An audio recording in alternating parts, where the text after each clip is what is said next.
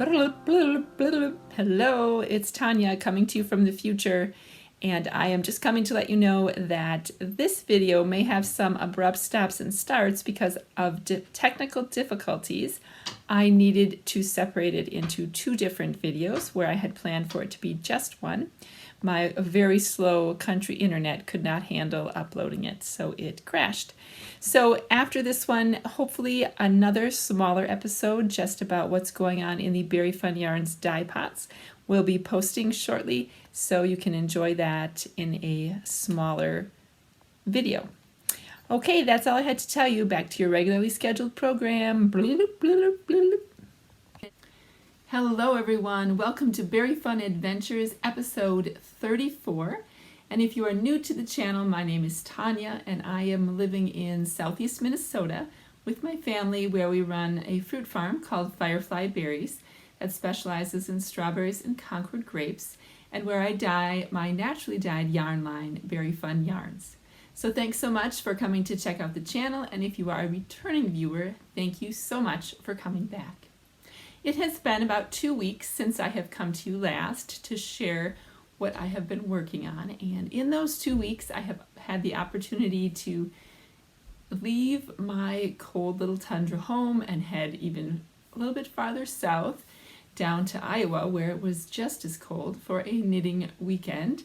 So I do have a little bit of making to share with you, and I did get to visit a yarn store, so I have a little bit of new yarn that I added to my stash. But before I get going on the finished objects, let me just remind you, if you are new, what I am wearing. I wear these two things a ton, but if you are new to the channel, the cowl that I am wearing is a modification of the, now I didn't look it up, I think it is the Wallop Advent cowl by Leineke. I can't remember her name. I'll put it on the screen. But I made it, I made it last year out of my Berry Fun Yarns. I did a 12-day countdown for Advent, 12 20-gram skeins, and I made it out of that. I did about, I think each section took like between 8 and 10 grams of yarn, and then I alternated it between the sections between a Pro Bump and a yarn over. So knit two together, yarn over. So yeah, so that's that. That's my very cozy cowl.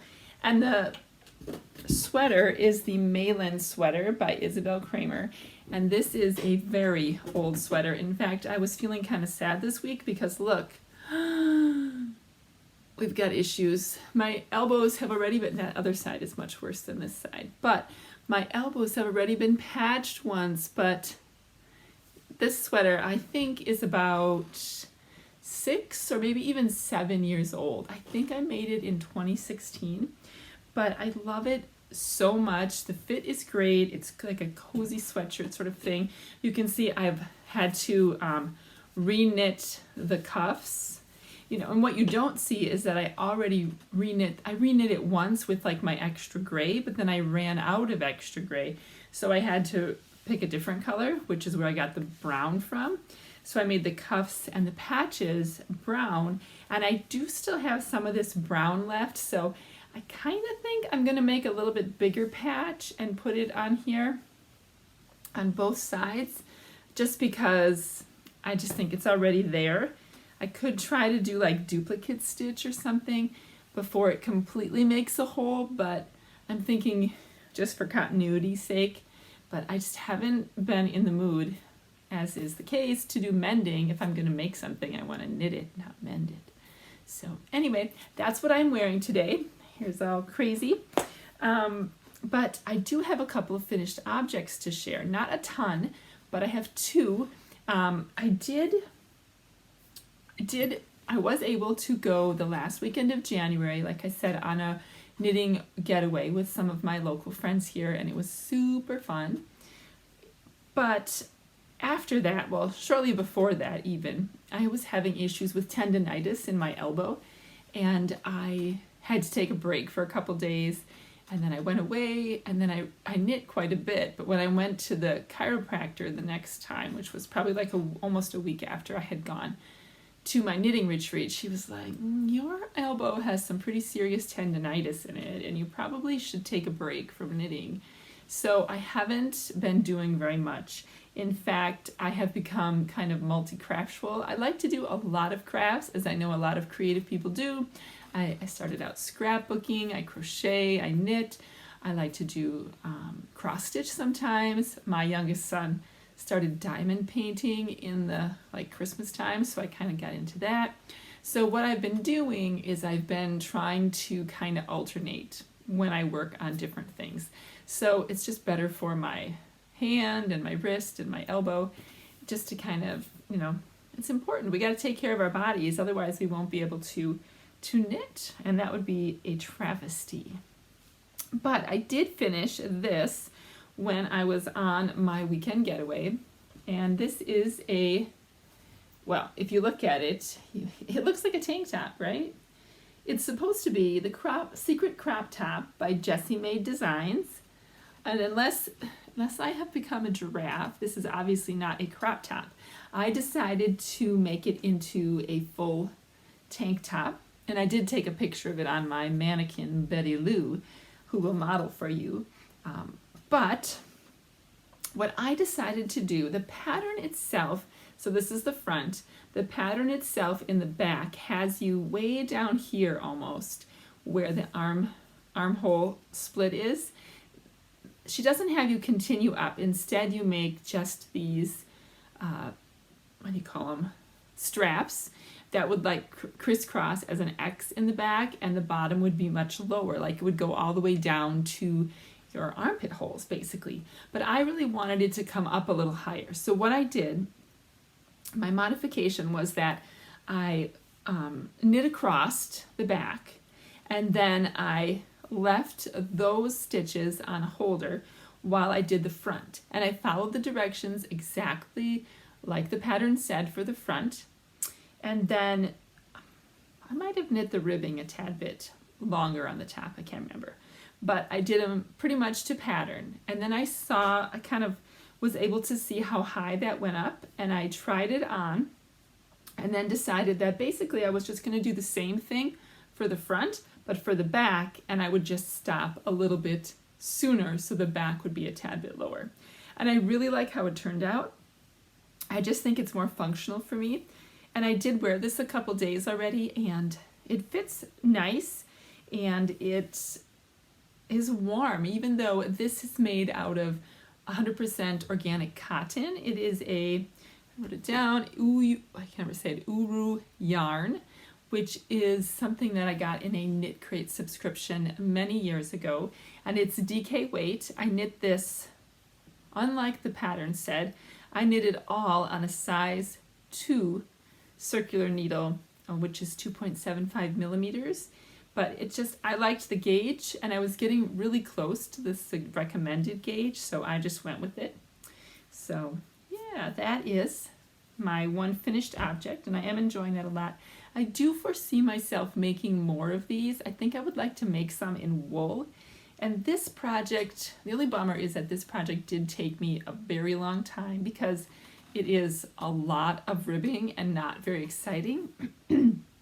So I think in the future I would love to wear more of these, but I think that I will have to kind of put this sort of project in a rotation where it's my on the go, or maybe at the farmer's market in the spring when I'm just sitting there waiting for customers, that I usually knit a sock, that maybe I could start one of these, and that would be kind of my project knitting for, kind of not too much brain thought kind of stuff. But I do like the finished product a lot.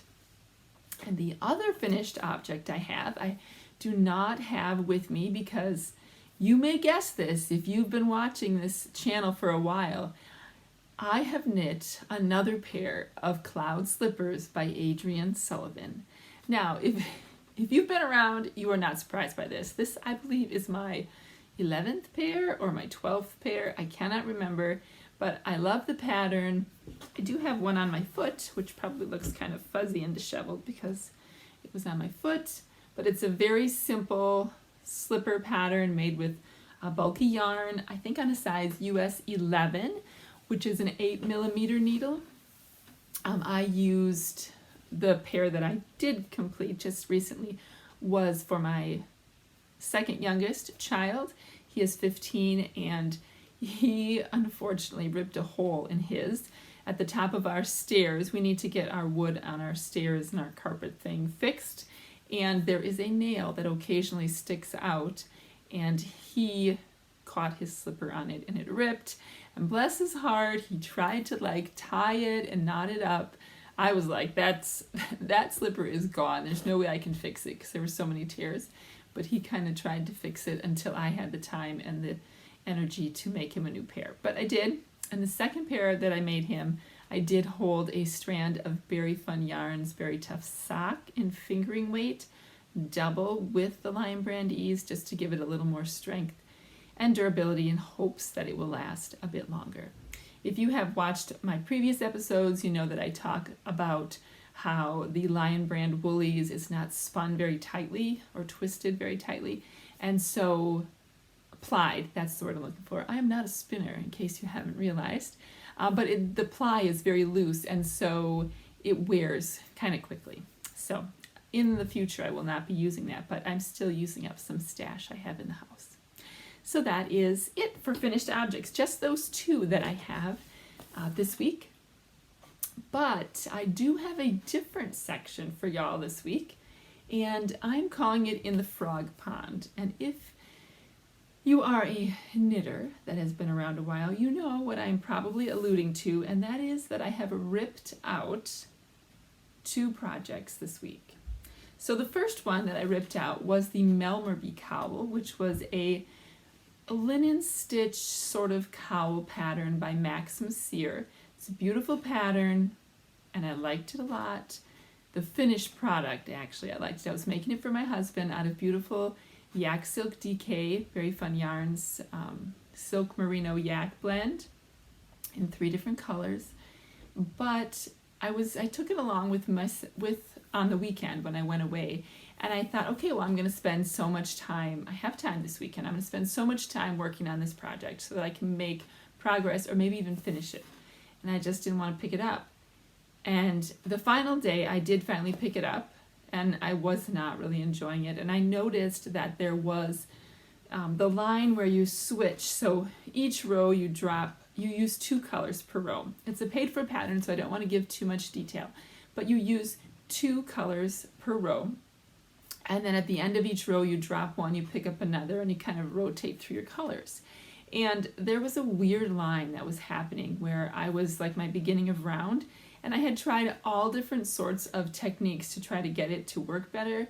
And I probably could have gone to YouTube or somewhere else and just looked up how to do it or asked somebody more experienced, but I just was not loving the slipping of the stitches, and I think perhaps maybe I was knitting it on too small of a needle. I think I was getting close to gauge, but slip stitches for me can be a lot like color work, where you can end up pulling the stitches too tight and then you get kind of a funky look in your pattern. And yeah, blocking probably would have helped, but I just was not loving it, so I ripped it out. Now, funny story here is that when I was probably halfway done with it, and when I ripped it out and I told my husband, who I was making it for, he kind of laughed, which not in a funny like, oh, you're so, but not in a mean way, but he laughed as in like, oh, that sounds like you, Tanya. But the part after that was that he didn't really want that style cowl anyway. He really wanted a wrap infinity cowl like this one, because he had been wearing one of my other child's out when he went to go plow, or mine, and he really liked how he could wrap it either tighter or looser depending on how cold it was. But he didn't tell me because he didn't want me to feel bad, because I'd already started making this other project. So, that's what happens when your loved ones that you make for don't want to hurt your feelings and make you feel bad. But really, in all honesty, if you are a loved one listening and somebody knits for you, just tell them what you want. We don't usually care. We're like, whatever. We could give it to somebody else. If I had really loved that project, I could have made it for somebody else. It was in neutral enough colors. Anyway, that's a very long story to explain my first in the frog pond. And my second one, so I am going to make him an infinity cowl like this out of the same yarn. I just haven't started it up yet because my tendonitis has been bugging me a little bit. So I haven't really been in the mood to start new projects, but more just kind of working on things that I already have on the needles. But my second one, also I had a large chunk done, and this will move us into whips as well because I did recast this on. So this is originally, I didn't rip out the original yet, even though I'm not going to. I haven't decided if I'm going to rip it out or what exactly I'm going to do with it, but this is the temperature blanket that I was making for my second oldest, and the pattern was or is the Kibu Summer Beach blanket, I think, and it was by Morris & Sons, and it was basically a mitered square blanket, and this is how far I was. I had gotten almost 2 rows done. Now, I'm making this as a temperature blanket where each day or each square represented 1 day of the first year of my son's life. So he was born on November 26th, which means that like this was day 1, day 2, day 3, and each day I recorded the temperature from that day, that year, and then I created a chart that was based on the temperatures throughout the year. So certain colors represent certain ranges of temperature. Well, I was making this and I, again, was not picking it up. And I thought, I'm getting much better at this. The more we make, the more we listen to ourselves, which was kind of my goal for this year, if you recall, if you watched my episode on planning. The more we listen to our hearts, I think the more that we hear what it is that we really are feeling about a project. And I was just not liking this project. For one, look at the back. Now, of course, I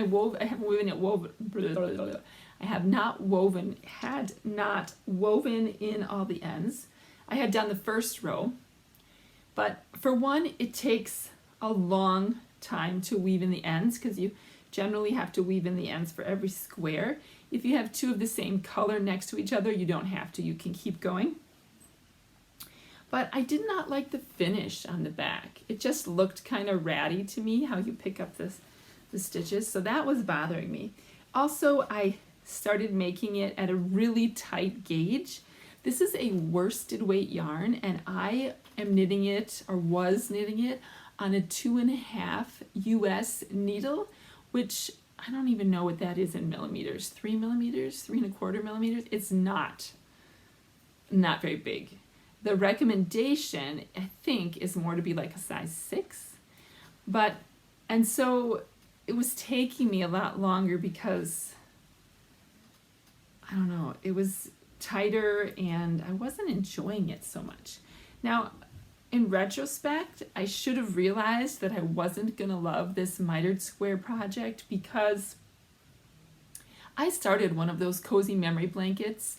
I think it's by like Kemper Ray with the mitered square scrap yarn, like scrappy blankets. And I probably got 4 squares done and I was like, oh my gosh, I hate this. This is going to take me forever. And as much as I like scrappy projects, I don't want them to be like so laborious that they're not fun anymore.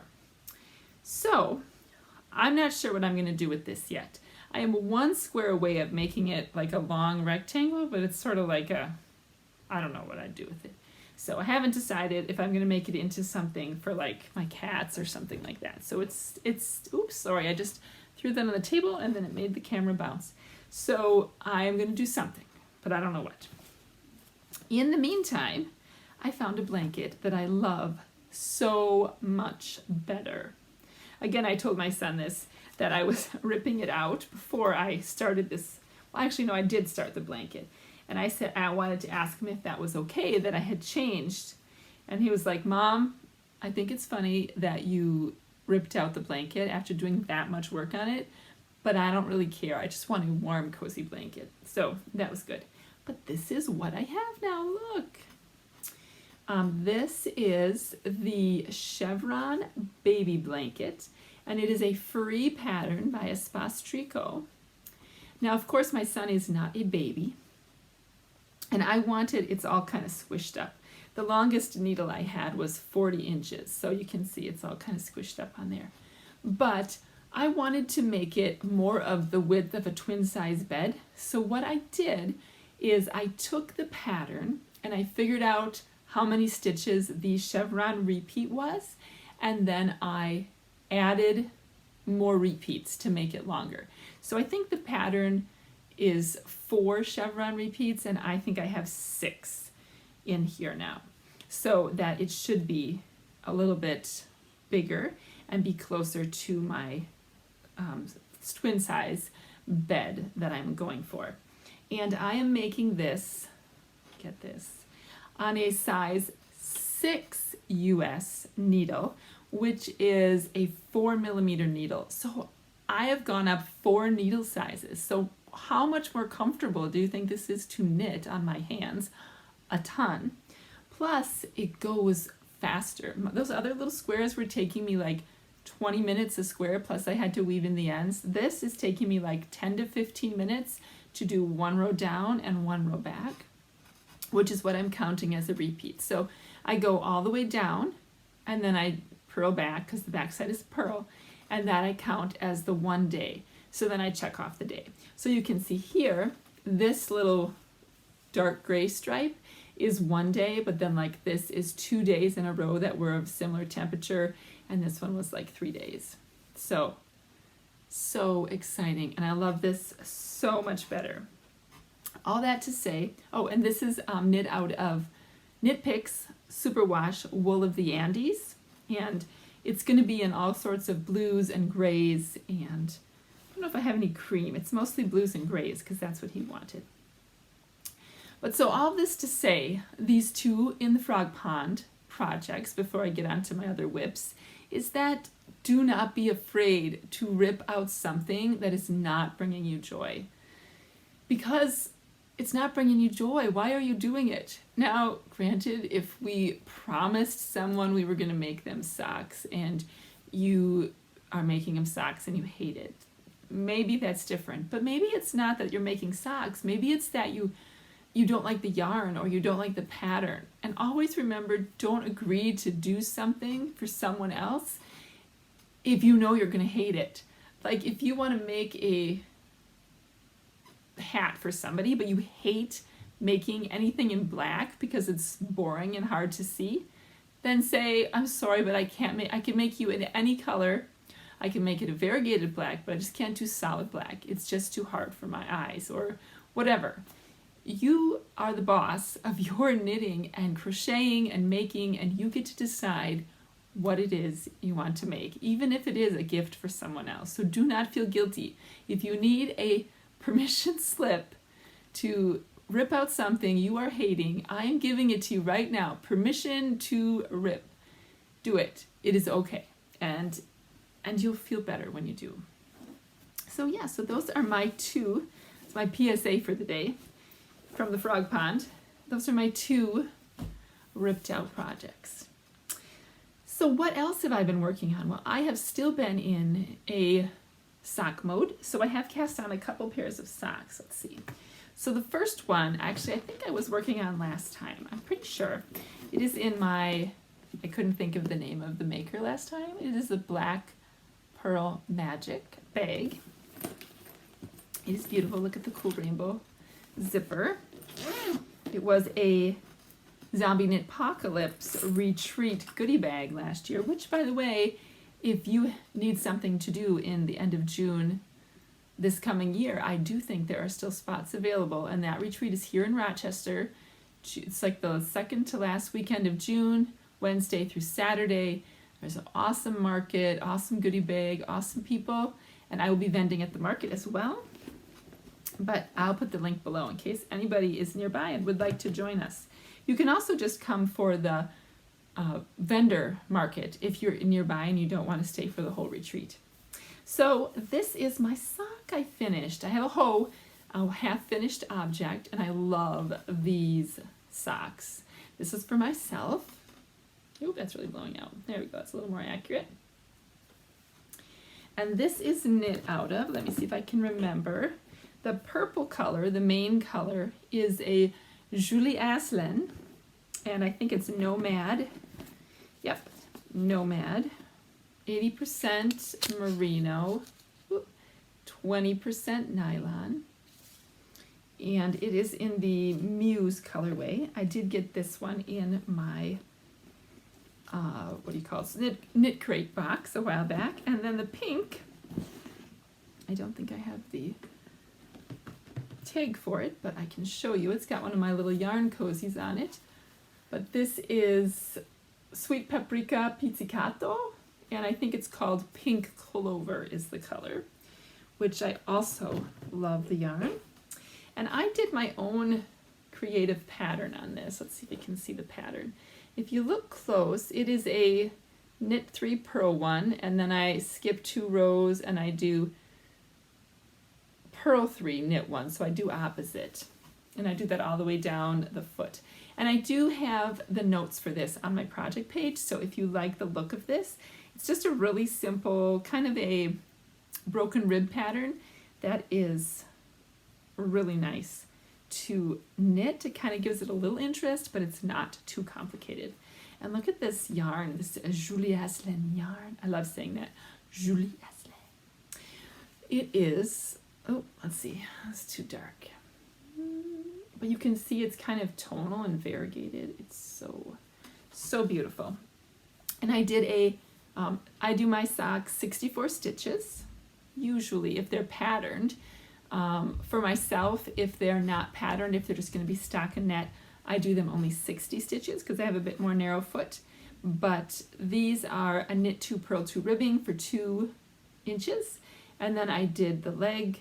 I think I did the total is like 8 inches. It's between 7 and 8 because I wanted a long sock. I do a traditional heel flap and gusset heel for myself.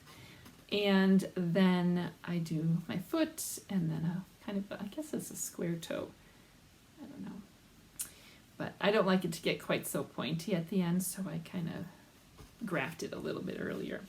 But yeah, I really love these socks. And the only reason I did not cast on the second one is because I was at my weekend retreat, and I really wanted to cast on the yarn from the yarn store that I had bought while I was there. So let me show you those next. And I didn't have any extra needles along. So this one is in a knitting bag. Oh, it's a Silver Shed USA. I don't know if she's still making bags or not. I thought she had retired, but this was actually Karen, one of my friends, on the weekend was destashing, and I got a new knitting bag. So I promptly put in the new socks that I cast on, and this was a skein of yarn I got at the Blue Heron Knittery in Decorah, Iowa, and I just thought it was so pretty I could not get it. It is a crazy Zauber ball. Isn't that beautiful? I got 2 of them. I will show you the other one in a little bit. So that is that, and then this is how far I got on the sock. This one I also knit in 64 stitches. I did a knit 2 purl 2 for 2 inches about. It might be a little bit less because I didn't have my tape measure with me. I just sort of eyeballed it. And I'm doing a similar ribbing pattern on this one. But instead of doing 2 rows, I think, between, I'm only doing 1. I can't remember. It's on my project page. Maybe it's exactly the same. Let me look. I was just really liking this pattern. These are for my husband, so it'll be matchy-matchies. Oh, nope, it's exactly the same. It's exactly the same pattern. So, yeah, and the colors are just coming out so pretty. I have not gotten to a repeat of the color yet. If it repeats, I'm assuming it's going to repeat. But, and I'm knitting these on a size 0, which is a 2 millimeter DPNs. That's my preferred method of making socks, and These are on carbons, that's what I was going to say, which I love.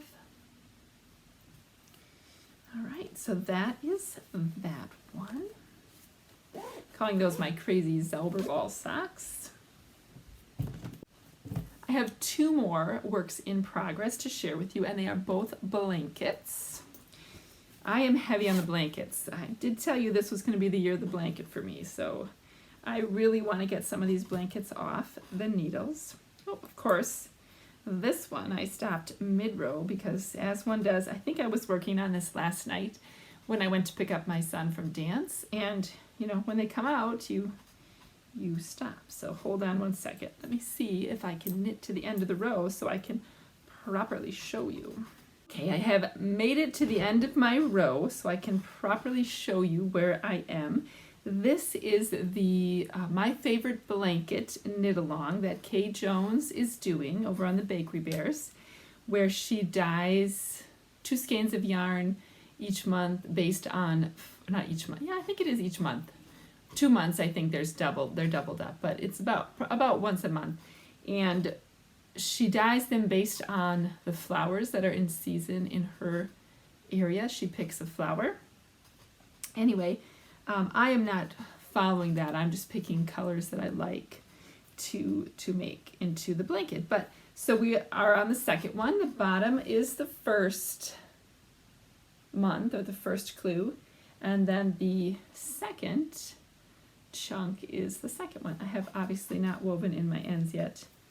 This side doesn't have any ends on, but my yarn, the first one was, gosh, now I'm forgetting exactly. I know that one of them was Legacy Fiber Arts, and it is on my project page. I can't remember what the other one was. One was definitely Legacy Fiber Arts. And then round the second clue, which was kind of, the pattern was more of the same, it just was another section. That is 2 different Legacy Fiber Arts, and I think they're a Christmas colorway based on Whoville, I'm pretty sure, but I had so each section takes like 40-ish grams of yarn, and you hold 2 fingering weight skeins together double, so you use approximately 80 grams for each section. So multiply that times 12 and you see you use a fair number of skeins. So it's a great, whoop, I'm throwing things. It is a great stash buster if you go into your stash to pick colors that you like, or maybe you made a pair of socks and you have a 40 grams left over. How perfect would this be? So these came together. I had a 50, they do like half sock sets, Legacy Fiber does, with 50 grams of a main color and then a 20 gram mini, and so that's what this is. I can't remember the names of the color, but again, it's in my project page. So yeah, oh, here, I have it in here. The first color that went along with, this was the Legacy Fiber Arts, that was the first color, and I held it with Molly Girl Yarns, Beauty School Dropout, so pink. I am not sure what color I will do for the next one. I'm going to kind of wait and see what color she picks, and then maybe that will inspire me. But I have about, I would say, I think I have about 10 rows left, meaning like 1, 2, so 5 times there and back. And then I will be all done with clue 2 and ready for clue 3, which I think comes out in another week or 2. So I'm super excited about that and having a beautiful big blanket by the end of the year. And I am making this on a US size 6 Chalgu red lace needle, which I love. And I do sell in my online store if you are looking for someone who sells those. And I do my best to keep in needles that my customers are using. However, there are so many products that Chalgu offers that it is hard to keep everything in stock. So if there is something that you're particularly looking for, especially if they are like an interchangeable set, please message me and let me know. I'd be happy to get that for you as a special order. No extra cost. It's just that I don't keep a lot of all of the products in stock. I can only carry so much because I'm still kind of a small business. So that is my favorite blanket. Oh, and for those of you who maybe want to join in, if you don't follow the Bakery Bears, you could totally do it, because the Bakery Bears are a podcast on YouTube. They also have a Patreon account where you can be a patron, but you do not have to be a patron to participate in the My Favorite Blanket colorway or knit along, because it's a very simple pattern and you can just jot down the notes. If you're a patron, you get the actual pattern for free, but if you're not, you can just jot down the directions for each clue and kind of make them as you go. It's totally doable, and I will link the Bakery Bears YouTube channel below if you have not heard of Dan and Kay, because they are fabulous. All right, so I have one more. I almost forgot, the one that's behind me. So this is my Granny Stripe blanket. It is a crochet project from the pattern, I think it's called Granny Stripes, and it's by Lucy of Attic 24. And I started this quite a long time ago, and I'm just going to hold up half of it because it's very wide. So you can see I have folded it in half, so it's twice as wide. I would say I'm about almost to half as long as I want it to be, and it's going to be a pretty good sized blanket. But I had not crocheted on this in a very long time, and I picked it up this week. You can see here's my little owl, guy. That is where I was the last time I shared this with you, and so I've knit about 2 inches, crocheted about 2 inches in the last week. And what I am doing with this, so first of all, this is crocheted with 2 strands of fingering weight yarn held double. And I am using let me see, I think I must have left my hook downstairs. Oh no, this is it. Here it is, an F. I am using a size F, or 3.75 millimeter Clover Amour hook, which is my absolute favorite crochet hook. And I simply just grab, I'm using either 2 strands of fingering where I just grab random colors, or I'm using 1 strand of DK weight. And the only stipulation in my planning, I say that loosely, is that I'm making it sort of a lighter colored blanket, so more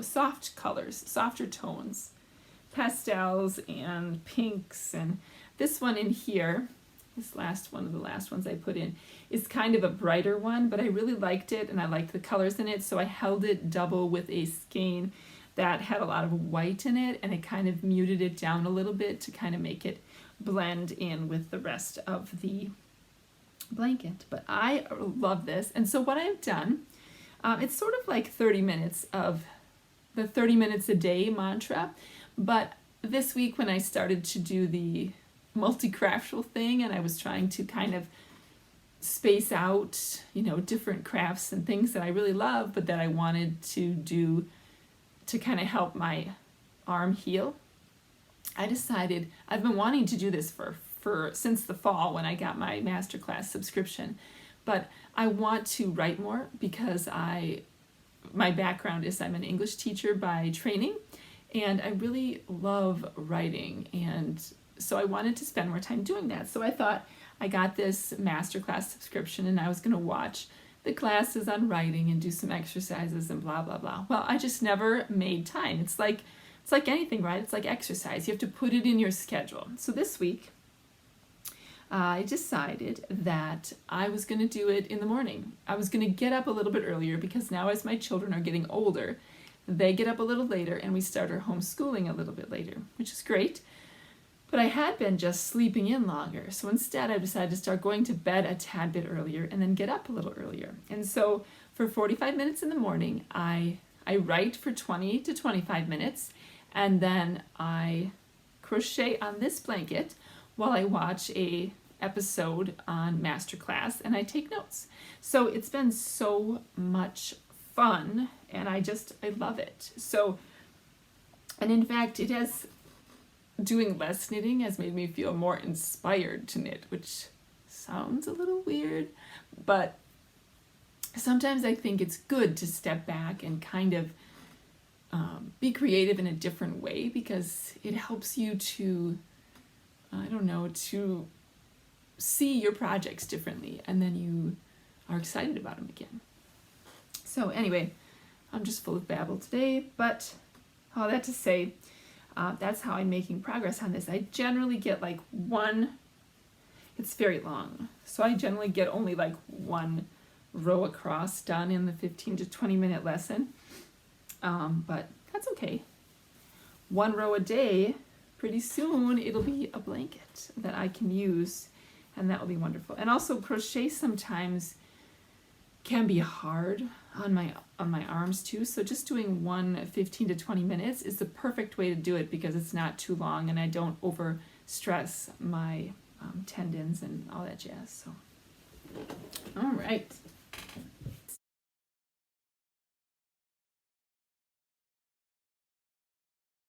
at the beginning of the year I didn't really have any huge goals necessarily for my knitting or my making for the year, but I did know, and I don't know if I mentioned this, that I don't have a huge stash, but I thought I loved the things in my stash, and I wanted to use more than I brought in. So that's my only goal, is to have more go out than comes in. So at the end of each month, when I do one of these videos, I'll probably do a monthly stash movement just to kind of show you where I've been. And if you want to chat more about this, I will add a thread in our Discord channel. So for those of you who are new, I do have a Discord channel for Very Fun Yarns, and the link to join that is also below. And we'd love to have you over there to chat about what's going on with your making and all that jazz. So all that to say, I actually did pretty well during the month of January. So I'm just going to kind of give you a little summary. I had one skein go out for the Kobu cat. I had two go out for an infinity cowl. Another one go out, two go out for two different pairs of cloud slippers. And one go out for the gingerbread socks. And then two more go out for my secret little crop. Now, I am counting going out as when I finish a project, and I'm doing only full skeins. So if it is a scrappy, like I finished a scrappy pair of socks, I did not count that. Right now I'm just going to focus on the full skeins because it's just too hard to categorize scraps. So those are just extra bonus things that go out each month. Those aren't counted. So that is a total of 8 skeins, 100-gram skeins, that I used during the month of January. And if there were scraps from any of those, they then just go into my scraps bin, which again, I'm not going to count. But I did have I had some skeins come in. I did really good on the purchasing end. So I bought 2 skeins at the Blue Heron Knittery when I was in Decorah. I showed you the first, and the second is this other beautiful, crazy Zelber ball. I just couldn't get this. I love pinks and purples, and I do have a plan. I'm going to cast on, hopefully by the time I come to you next, a Sonra sweater. I think that's how it's pronounced, and it's by Jennifer Steingass. And the color work, I am going to use this and hold it double with a pale pink mohair. So it is a sport weight, I think it's a sport weight sweater, and I have some beautiful gray yarn from Lavender Loon that I'm going to use for the main color, and then I thought this with a little bit of pink mohair would be perfect. Now if I start to knit it and I really hate it, then, or if it's not, I know I won't hate it, but if it's not showing off my color change enough with the mohair, I might change my mind, but I think it will look really cool.